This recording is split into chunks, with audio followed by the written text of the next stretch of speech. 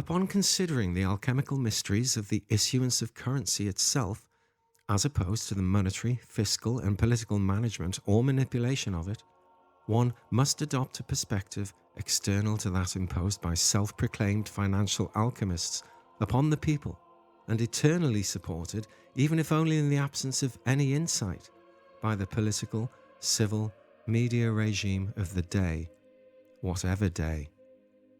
The subject of currency issuance has been historically shaded by a political, educational, and economic umbrella, seemingly held aloft by guiding hands, intent upon blocking the light of day from the acorn. It therefore rarely takes hold under the dense and highly managed undergrowth. Nature and numbers, though, demand that some shoots will find fertile soil. Some will break through to see the sun. Here and there, from time to time, it's inevitable. And I'll reference some of these occasions later in this discourse. History reveals that the same hands are also ready with a scythe, lest any should begin to grow into the mighty oak of human economic equality and prosperity it would otherwise be destined to become.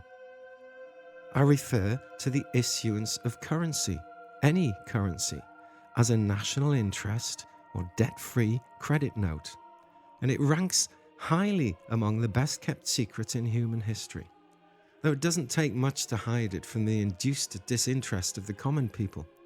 Money and finance are subjects which will confuse 2/3 of the people 100% of the time. The remaining third, those who do reason what they see before them and recognize this simple scam, are subjected to the forces of their own ego, as it convinces them that, were a scam so simple, surely better placed minds and voices would have spoken out long ago and ended such malpractice. But because they apparently didn't do that, one's own perception must therefore be deluded, or at least above its station. So your realization is shelved in dialectic confusion. Dialectic confusion is not just a state of mind in today's world. It has been utilized and weaponized against the working man and woman. I'd expect the Labour Party to have a keen interest in that reality. The more detailed investigator might pursue deeper understanding of the subject and its history, furthering their own studies, judging by their own reason that which many have seemingly ignored. Even these good folk, though, will find that those who work within our financial and government sectors are generally oblivious to the realities and can't understand the question, let alone provide an answer. Realities which include the fact that many have indeed spoken out for decades, centuries even.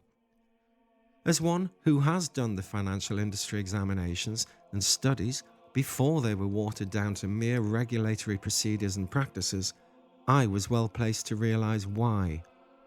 Currency issuance itself is never engaged in financial qualifications, only in systems of management applied after the fact. The banking scam, historical perspective.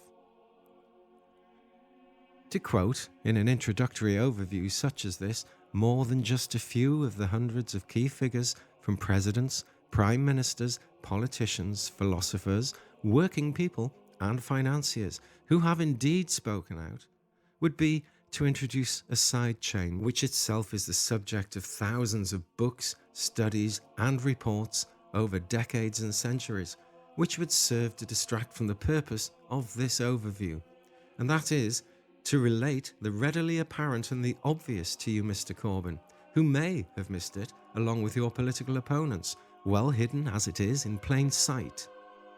If you have not missed it, and are indeed aware already, then this discourse may be wholly destructive to my own welfare in these dangerous times, yet I shall proceed anyway. I don't seek to prove here what any person can confirm within minutes for themselves, and that is that many have spoken out, and they have done so for an awfully long time. It takes only a few moments more to realize the implication that somebody is lending our money to us as an interest-bearing debt. Yet that isn't the only option we have as a nation. One is not supposed to ask questions beyond that, though. These examples are proffered merely to support the fact that the premise is firmly and historically established beyond debate and deeply rooted in reality. Indeed, our political, economic and social reality is created by those who hold this umbrella, whoever they are. And this perspective, a truism, is all that is required to realise that politicians have perhaps today exposed themselves to accusation by the people of betrayal, regardless of political polarities or party alignments. After all, how could ignorance of such a deeply rooted fact be a valid excuse for those who profess to lead the nation in the interests of the people, when many of those people have made the realisation for themselves, often against great resistance and character assassination, one which their representatives not only missed, but are seemingly intent upon denying? Until you entered the melee with your manifesto as Labour leader, that is. The contemporary view, conspiracy or coincidence theory. All parties have remained oblivious to this reality, or have been positioned to overlook it for their own reasons, be they genuine but ignorant of the facts, or contrived in knowledge and complicity.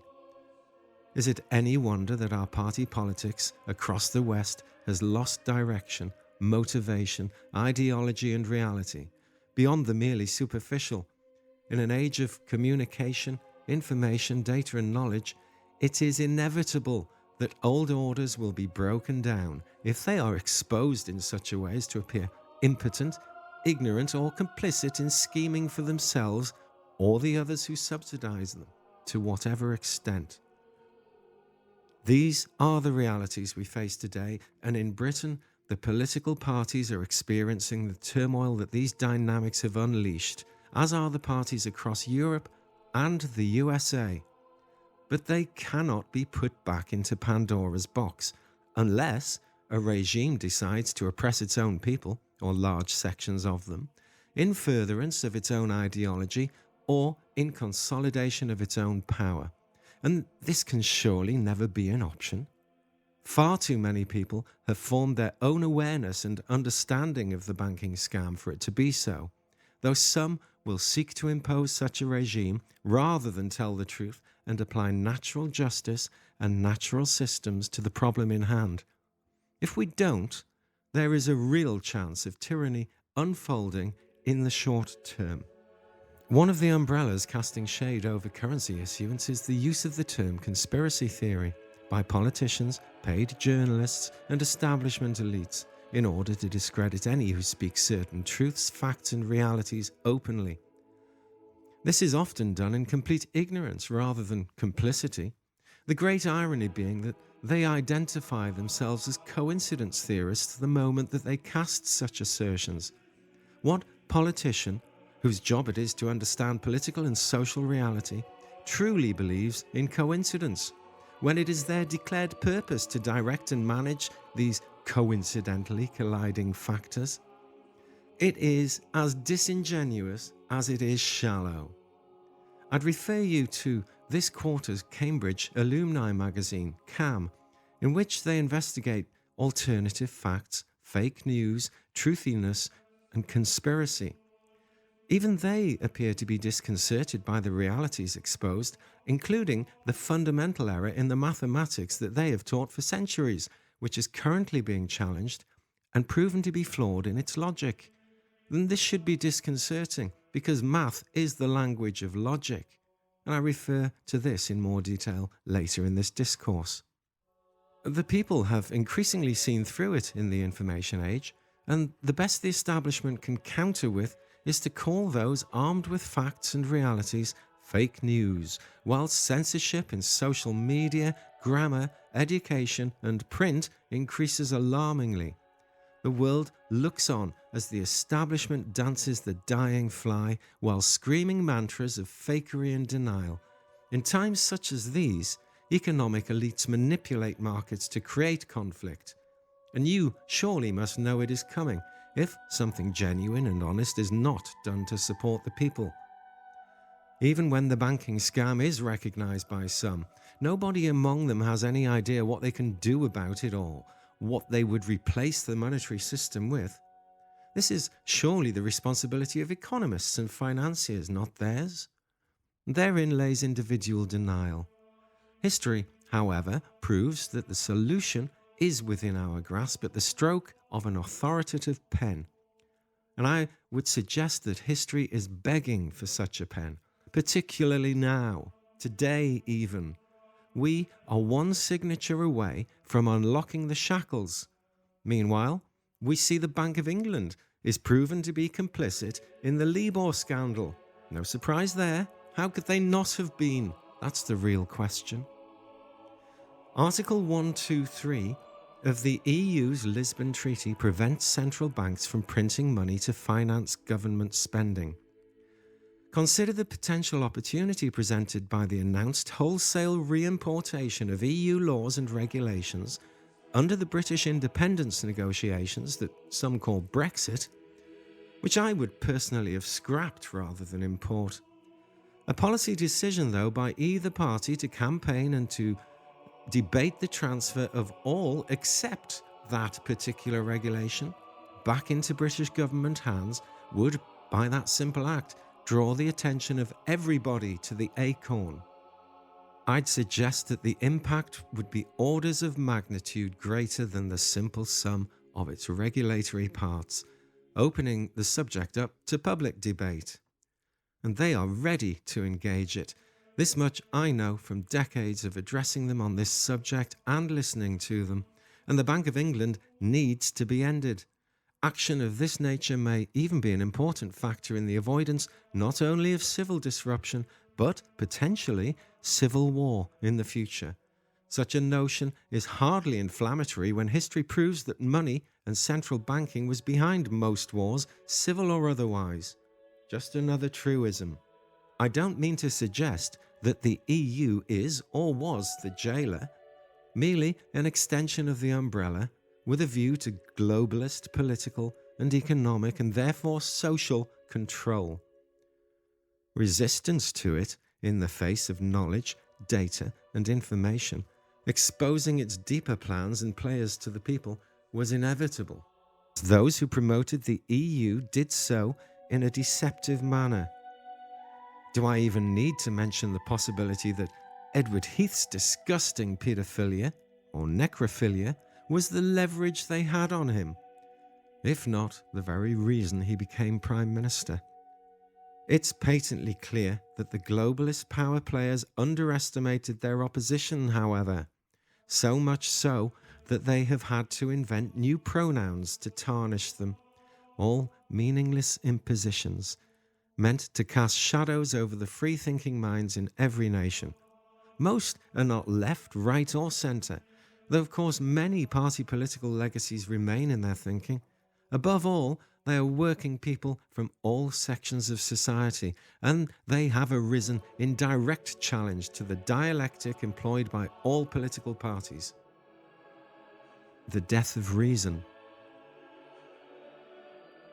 A world-changing example is the US election cycle.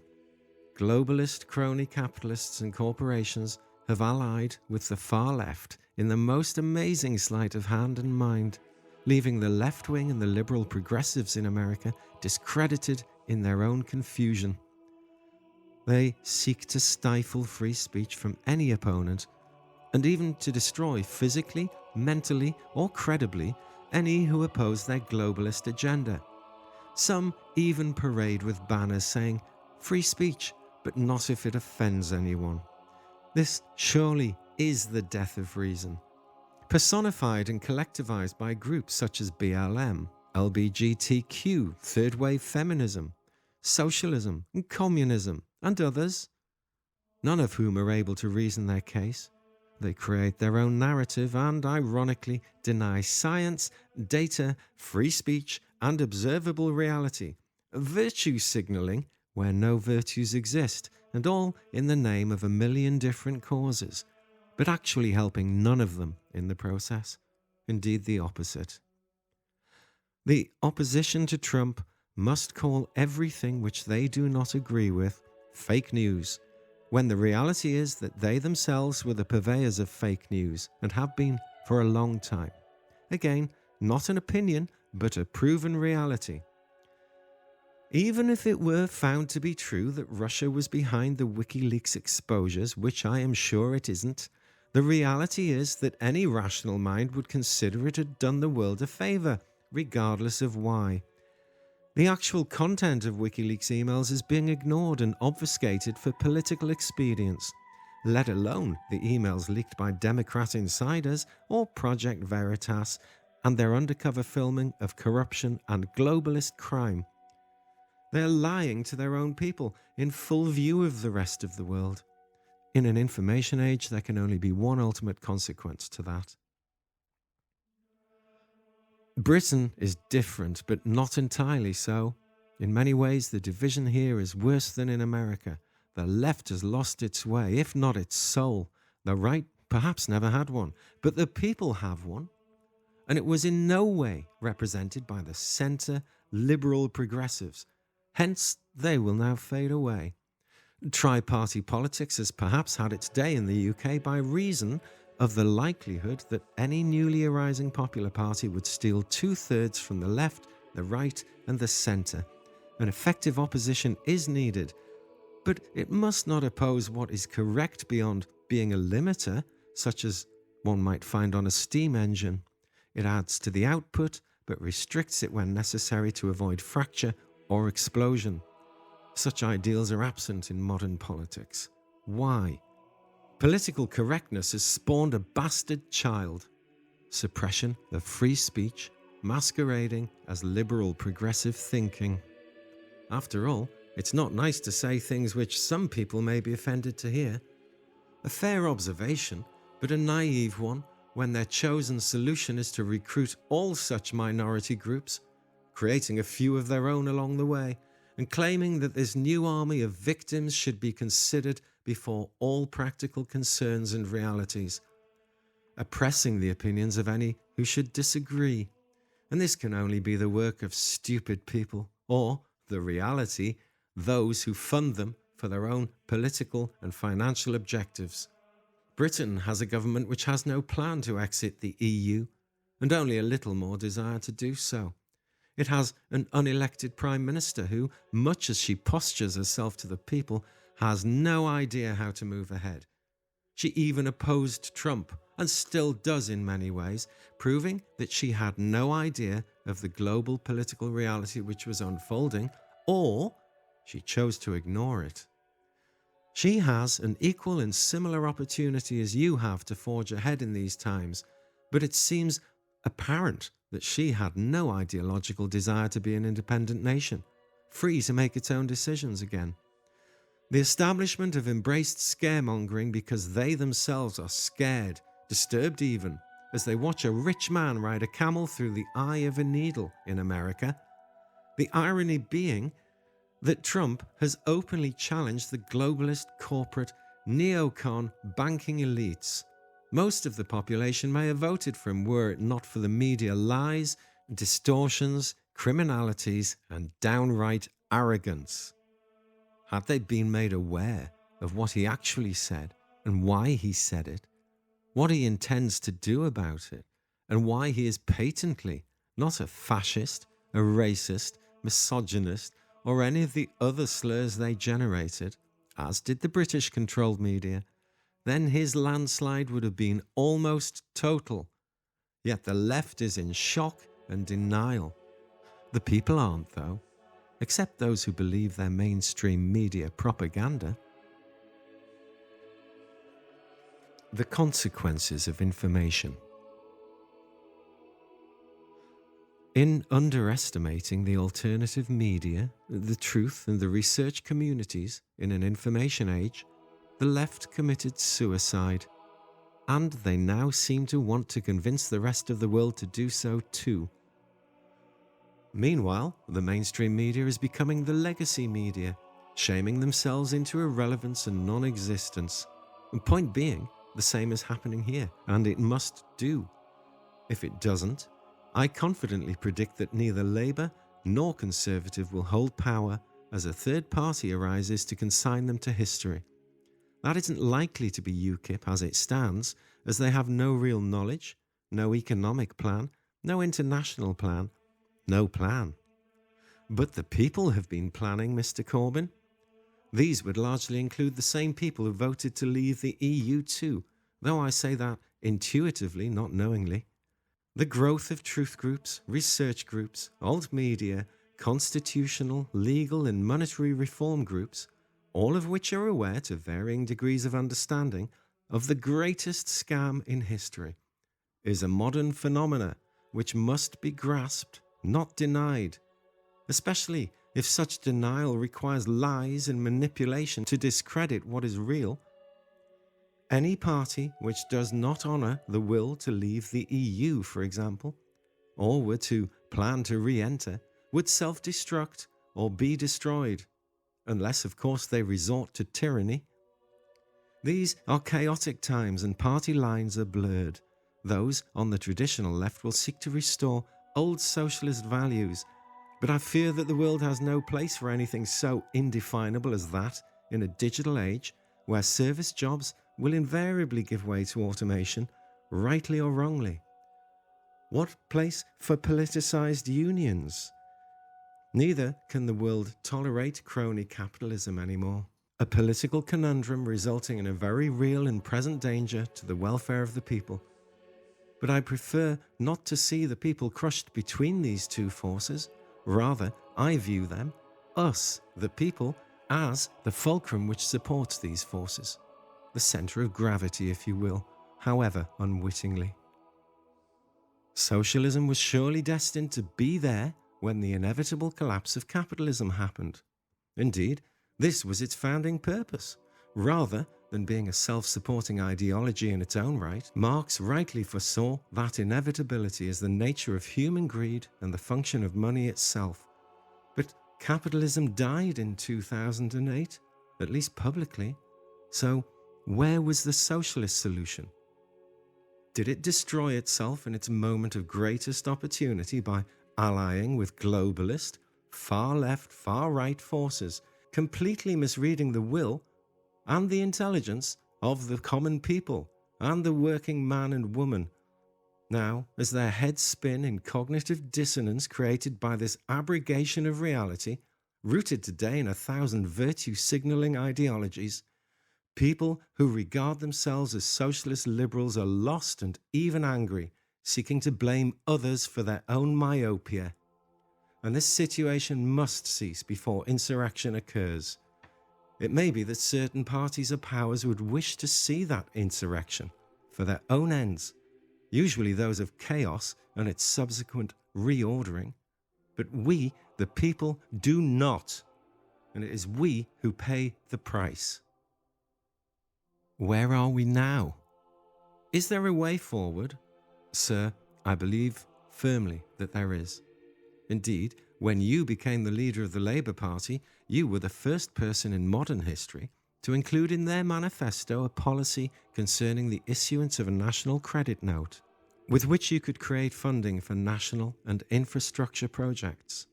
The media referred to it as Corbyn's quantitative easing. In that moment, I saw some hope for this country, but, quite honestly, feared that this baby was being inserted so that it could be thrown out with the bathwater and consigned to another century under the obfuscating umbrella. The application of the QE tag itself is an example of the obfuscation indulged in by the controlled and fake media. Many, including myself, took that opportunity to highlight the possibilities and to explain the implications to the people directly. We, the people, even pressured for and subsequently forced a parliamentary debate, of which I'm sure you'll be aware, on currency issuance. A monumental moment in British history, potentially, was turned into a late-night farce for night owls and dismissed by supposedly learned advisers. Their reasoning?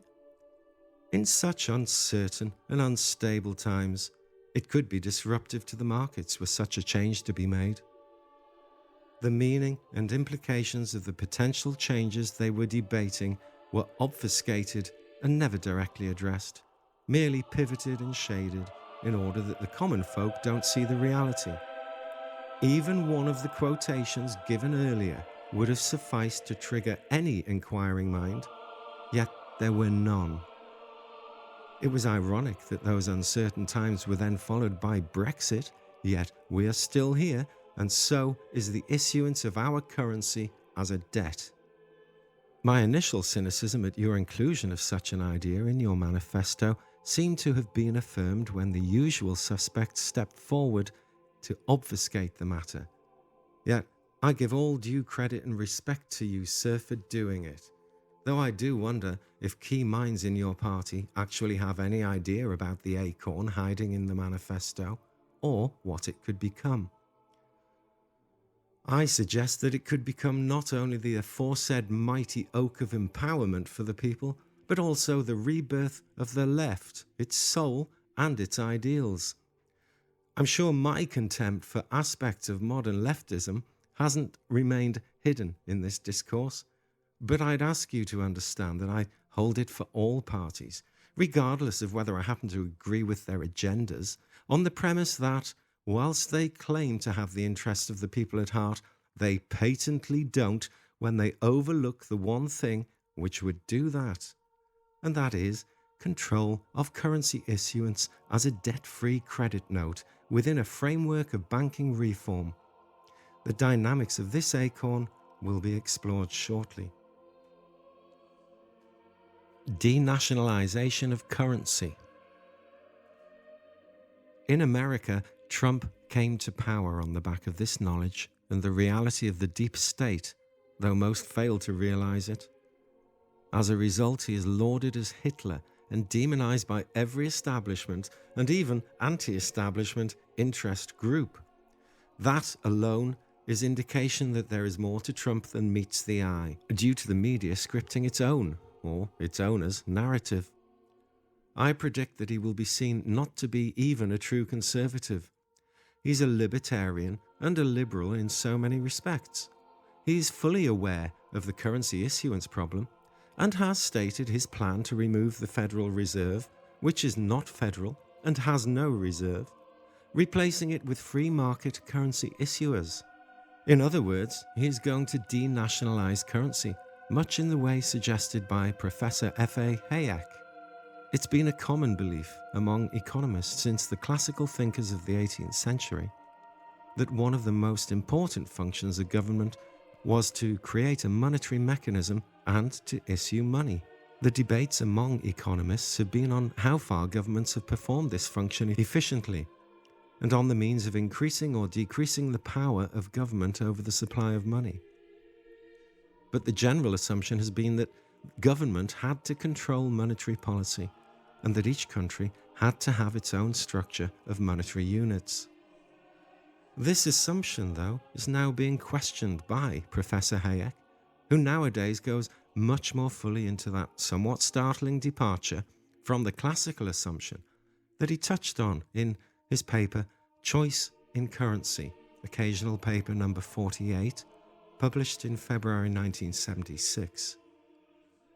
Denationalization would, perhaps, at first sight, be anathema to a socialist, but I suggest that it may actually be the ultimate in socialist reform and monetary policy, if socialist means a greater equality of opportunity and distribution of wealth to the working population.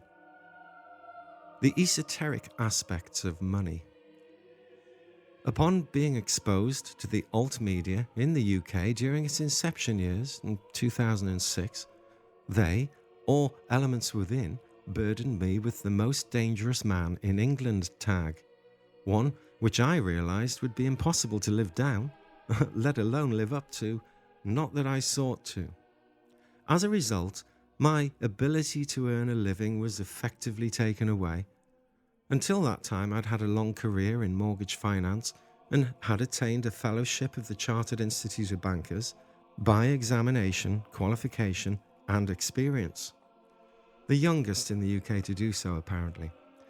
During those 35 years in finance, I also studied history, money, occult and natural sciences, mathematics, and number theory, all of which are at work in today's political reality, among much else. I consider that these understandings are somewhat unique, and they've proven to be so in some very interesting and complex scenarios, particularly in the last decade, where I have communicated, debated, and sometimes even socialized with many key characters in the truth and liberty movements across the UK and the USA. Learning from and debating these communities with a view to understanding the political complexities and the human condition behind them. I was among the first in the UK to establish regional truth groups, not merely to add my insight in that arena, but also to challenge the misinformation which many in these movements were being subjected to and were often believing, however deranged some of it seems to be. I don't imagine that there can be many people in the UK with the same level of knowledge, experience, and insights to these movements and these fields as I have acquired. Indeed, I would possibly know any others personally. I do believe that I uncovered more than I ever imagined I might. This includes the unification of all natural sciences into one profoundly simple and mathematically perfect model. I say this in knowledge that it is no theory, but a proven scientific reality, acknowledged increasingly behind the scientific and academic scenery. I mentioned previously that Cambridge University finds itself challenged academically, enough to publish a special feature on the subject. This is but one example of reality breaking out everywhere. Not my work, but I have been a keen and for a few years the sole promoter of it, playing my part in the development of studies in that field of number theory. This is no platform for such a profound subject, though, as it has vast implications for science, religion, theology, and therefore society generally. Yet it lays down the bare foundations of money itself and defines a mathematical and economic structure which is nothing less than natural. I don't seek to be too esoteric, so suffice to say that it's a discovery based upon the order of prime numbers, something which centuries of mathematicians missed, though it appears that some certainly didn't, as far back as the 16th century. And it's a provable science today. Hence the rumblings in the halls of Cambridge. It can be found detailed in ancient and alchemical works too, now that it's been identified. A rediscovery then, if you will. So even the foundations of the history of mathematics and geometry are changing. And I'd suggest it's no coincidence that all things will be changing with it, not least spiritual, political, and economic realities. This is a separate thesis, however. A brief history of debt-free currency. The national credit note has been utilized by many nations in the past, but three outstanding, more recent examples will serve to illustrate how it cuts across party political boundaries, whilst simultaneously confusing them. Hjalmar Schacht is better known as Hitler's banker. A brief review of this character shows that he fell out with his leader and was dismissed ultimately. That entire story is founded upon the issuance of currency, and it reveals how Germany forged ahead as the world's leading economic and industrial power in those times, based upon the issuance of a national credit note. History obfuscates by suggesting that this was the cause of hyperinflation. But that is just a fabrication of the facts readily available to any interested parties today. I don't intend to detail what can be readily found by all researchers on this subject, merely to highlight that the issuance of national credit was not only the source of its prosperity, but also a primary cause of World War II. It could be argued that it was in that moment that Hitler added nationalism to his brand of socialism, which to this day for some reason is regarded as being right-wing. All this in defiance of Communist International, globalist by definition. You will see the prospect here for any modern socialist party to be falsely accused of being Nazi the moment it proclaims itself to be economically nationalist as opposed to globalist. Yet, that is the only peaceful way forward, I would suggest. Napoleon also financed his successes on the back of issuing debt-free currency, much to the annoyance of the banking elites of his day. A now well-recorded episode in history, worthy of review in that light. In 1914, Britain was on the verge of World War I, and the people were exchanging their currency for gold, as was their right under a gold-backed system. There was, however, not enough gold to cover a panic withdrawal, so David Lloyd George, the liberal but right-leaning Chancellor of the Exchequer, worked with Sir John Bradbury to introduce what is today affectionately referred to by campaign groups as the Bradbury Pound. This was a pure fiat note. I've worked with these campaign groups with the usual amount of dismay, as I find them infiltrated and obfuscated by multiple political interests. They had even overlooked the fact that the Bradbury Pound was utilised to remove the gold standard. This could only be by design and highlights one reason why I always operated alone and independent of all concerned parties. The Bradbury Pound was issued to solve a real problem. The Banking Act was suspended, much to the upset of the banking elites who pressured the government through the media and lobbyists in Parliament to reinstate it as soon as possible. This is all recorded in Hansard, the press, and in the war diaries of David Lloyd George, as well as a myriad of other places nowadays. For the first time in a long time, the government of the British people was free of the international banking families and corporations. But not for long. There was no gold reserve to reinstitute a gold-backed pound, so the pure fiat currency continued, once again and under the control and issuance of the bankers, as they argued that only they had the expertise to handle such complex issues. Where did we recently hear that again? Prime Minister Tony Blair subsequently even sold off what was left of our gold reserves to the Rothschild Group at hugely discounted prices, and the market being duly manipulated to do so. This completes another circle of deceit by our leaders. Not a conspiracy theory, just a conspiracy to defraud, backed by political propaganda and lies. I wonder if George Orwell, whose real name was Blair, was related in any way. Now that would be a theory. The monetary reform movement in the UK seeks to rethink and redraft banking regulations. Some seek the removal of the Bank of England. This is predicated upon an understanding that the formation of central banks was the turning point in history when financial elites took control of governments, or at least their direction. Another such moment would be when Tony Blair gave full control of interest rates to the Bank of England in 1997, effectively freeing them to do what they then did.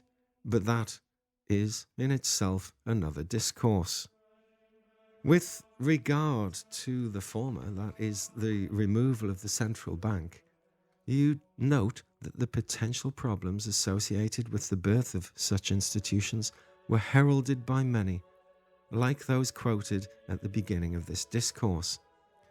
There was a formidable opposition to the formation of the Federal Reserve. I often ask coincidence theorists to revel in the coincidence of those opponents being booked on the Titanic and going down with it, on their journey to Jekyll Island from Europe to attend the debate and the vote on the establishment of the Federal Reserve. Merely recorded coincidence, but an interesting one which perhaps serves to rhetorically answer the question, why do politicians and public figures avoid this key issue of currency issuance? I can assure you, though, that one does not have to be a politician to attract the consequences of speaking openly about something which is so readily obvious anyway, though it's fair to say that this is surely what we pay our politicians to do, isn't it? Why should the people have to force the issue at great personal cost to themselves. Somebody is issuing our money as a repayable loan with interest. Yet we have always had the legal, moral, and lawful right to issue our own.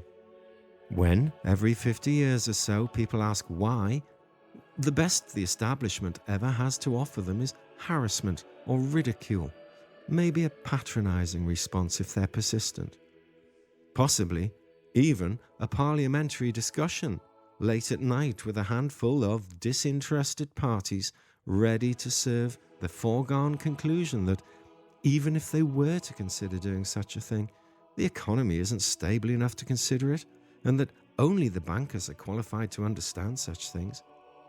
Yet the instability of the economy is created by the fact that we don't issue our own currency as a national credit note. And they are not the only ones qualified. Indeed, they, the bankers, are grossly underqualified. Fractional reserve issues. There is another factor of which I'm sure you're already aware. The reckless behaviour of our banks, central or otherwise, utilising the people's money to fund their risk and capital adventures, not only once, but many times over.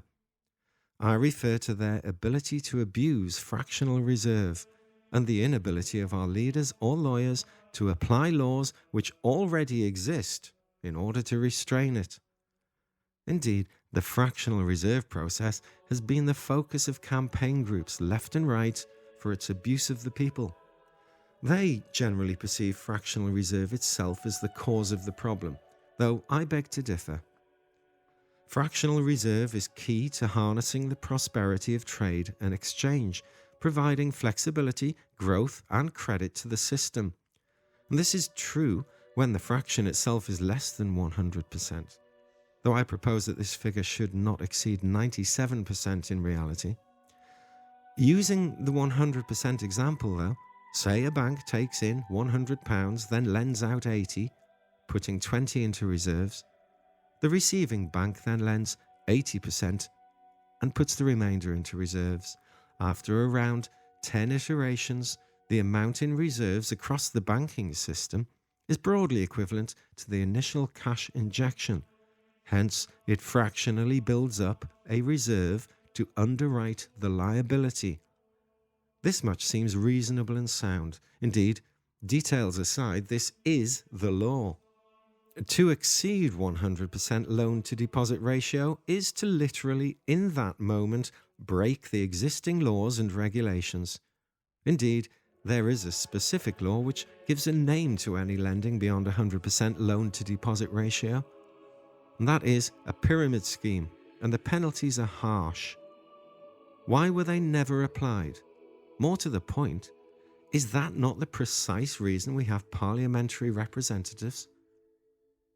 There are so many studies on banking reform as to obfuscate once again what is readily apparent to most today. In these times, as the USA seeks to reintroduce their Glass-Steagall Act, separating investment banking operations from those which service the public's needs, Britain must do similar. Not to do so would literally be seen as an establishment sellout. One sellout too far, I would suggest. But the US is different in this regard to Britain. Their Federal Reserve, as mentioned, is not federal and it has no reserve. It's a private conglomerate, the membership known. Our Bank of England, however, was nationalised in 1946, yet it openly declares shareholders, the identity of which has been intentionally obfuscated by the Bank of England Nominees Act. Repeal of this act would at least legitimise inquiry into who owns the Bank of England, guessing it might be the people who owned it before it was nationalised, and would no doubt cause many to realise that, like the Federal Reserve, it isn't national, and it too has little, if nothing, by way of reserves now. The people do not want to indict them. They merely wish to be free of the one thing which is, in an underhand and hidden way, stealing their wealth. It has long been known that rich people do that. So it won't be the revolutionary trigger to chaos that some might predict. Indeed, I'd suggest that it will be the one thing which may stop such chaos as the financial markets tumble in coming times. Econophysics. As Marx himself realized, human nature invariably tends towards greed and accumulation of wealth under a capitalist system. But I note that he didn't propose an alternative as such, his model instead being built on the back of the existing capitalist structure and in direct defiance to it. It is, if you like, a fiscal response to, rather than an alternative method. Without capitalism, socialism has no platform, insofar as someone has to create that wealth first, prior to its equal distribution, and so far, all attempts to control the means of production have resulted in starvation, literally and intellectually. The standard approach to this is to control the means of production and collective ownership, though in all my studies I've failed to see a single example of this ever working sustainably, largely because the whole notion is flawed and requires knowledge of the systems it seeks to manage and of the reflexive and future interactions with real-world dynamics, natural and otherwise, in which it seeks to exist. It's a negative feedback loop, destined to the same fate as the monetary capitalist structure it seeks to challenge, itself a positive feedback loop. Both are as destructive to human wealth and prosperity as their physics counterpart in sound engineering, as any musician will testify. Physicists will testify to this also. The City of London is, as you will be aware, Mr Corbyn, an independent city-state, not wholly subject to British law or politics. Many of its banks employ physicists, even inventing the job title econophysicist because they became aware of the apparent accordance between natural systems and finance. They also employed mathematicians who, in their own ignorance of feedback systems, applied the Gaussian copula formula created by David Lee, which was a negative feedback-inducing formula, and the Western banking system imploded. I had been speaking to old colleagues at Northern Rock, where I worked for a decade when it was a building society, imploring them to realize that the moment credit dried up, their 100% plus loan-to-deposit ratio, which was in excess of 220%, a suicidal ratio, it would cause them to implode. They didn't seem to care and could never imagine a scenario where credit could dry up. Shocking irresponsibility. Yet the Adam Applegarths of this world pocket millions for their crime and live in comfort, whilst those who actually had the knowledge and the integrity to challenge them earn only ridicule and poverty. And the Bank of England and the Financial Services Authority encouraged them. I hold to this day that had I been in charge there, they wouldn't have collapsed. It didn't take a genius to realise that 2 + 2 does not equal 40,000. I imagine the issuance of our own currency, debt-free, for key infrastructure investments and, indeed, anything which genuinely adds its own value or more to the warehouse of the state. In a world where free trade is always an objective, this would institute the Labour Party as the party of the people again, directly challenging the true cause of poverty and replacing it via existing laws. And let me repeat that, existing laws and regulations with the nation's own bank, which I believe you refer to as a national investment bank, possibly even allowing other providers to enter into free competition also. In America, Trump will denationalize the currency issuance, having so many states and such a large population to manage. But as I've repeated a few times, Britain is different. Our approach could just as easily be done through one such bank, owned by the nation. Inflation wouldn't occur because this is created solely by the interjection of the banking elites into the natural body of the world's financial system via the excessive loan-to-deposit ratios and few other deceptions. With a system, such as described, together with Glass-Steagall-type legislation and the rebirth of mutual building societies and friendly societies, Britain will thrive. Of this I'm confident. This is in no way backward-looking or nostalgia for times gone. Sometimes things were better in the past anyway. But my studies and direct experience prove this, and you are welcome to any references, academic or otherwise, in support of my claims herein. I have intentionally avoided an academic presentation, largely because it doesn't require one to support what is known and long proven. But full and expanded academic details can be provided on any talking point should you so wish. I compare this restoration of old values to the resurgence of the vinyl LP in these times, better and more prolific than ever before. It almost had to come back because of its inherent qualities. The same applies to mutuality as a business concept. Closure for the people. In closing, I would like to clarify why I mention natural systems beyond the detail already stated. It is known that nature itself, that our three-dimensional space-time reality, whatever that is quantized at a fundamental level. Modern physics would reference this smallest unit of quantization as the Planck length, the smallest possible waveform distance. This allows them to theorize, predict, and test their models of reality, all very modern and seemingly accurate enough. But when one contemplates that Pythagoras and many others throughout history, not least Dr. John Dee, possibly England's greatest ever mathematician, at least a Hawking or Newton of his day, believed that prime numbers themselves contained a unifying secret, one begins to see the fundamental relevance of the structure of numbers themselves in the study of economic and monetary dynamics. In 1993, that secret was discovered and is there for all to see today, and it does indeed unify all natural sciences into one testable number theory. I don't mean a model, I mean an actual and very real template for all subatomic, atomic, cellular, planetary, galactic structures. A unifying geometry, a scalable unifying geometry, testable and provable at every level, with predictions arising from it which simply cannot fail, for they are perfect in number. Indeed, this is what the history of math and geometry has openly sought for centuries.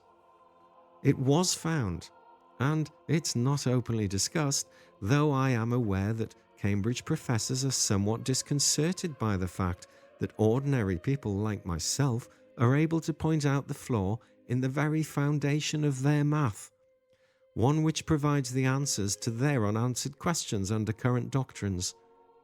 My point is, though, that the natural quantization in the pattern displayed in the occurrence of prime numbers not only matches the construct of all chemical elements, from subatomic to galactic, but also suggests a construct for the naturally quantized function of money itself. I suggest that a unifying monetary system based upon the issuance of our own currency, debt-free and as previously described, can be modelled upon the same principle. Indeed, I suggest that it always would be so in a natural state. But money is no longer natural, having been hijacked by its current issuers and their protectors.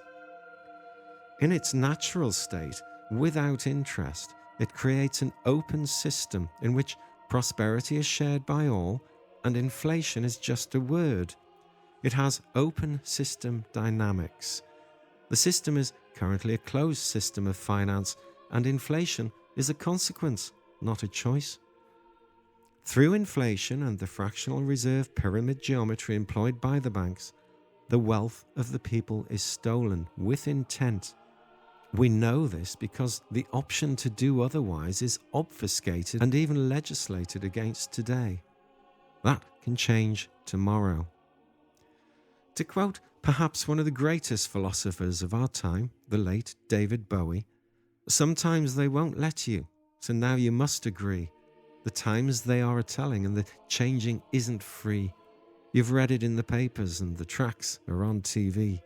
Beware the savage jaw of 1984. We must remain conscious of potential tyranny through these difficult times ahead. As to my personal philosophy in these times, permit me to again selectively quote from the same song written in 1973.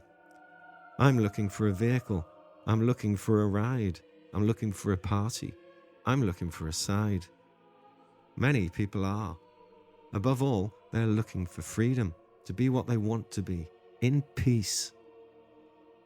I hope that my discourse will be of some use to you. One of the few in politics who I notice displays a natural care, empathy, and integrity.